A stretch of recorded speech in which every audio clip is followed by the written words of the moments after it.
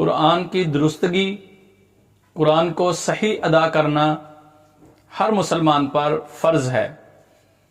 اسی بات کو مد نظر رکھتے ہوئے آپ کی خدمت میں نورانی قاعدہ پیش کرتا ہوں تجوید کے ساتھ۔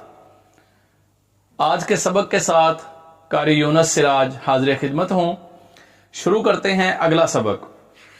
سبق نمبر 12 ہے اور آج کی ہماری تختی ہے تختی نمبر 9۔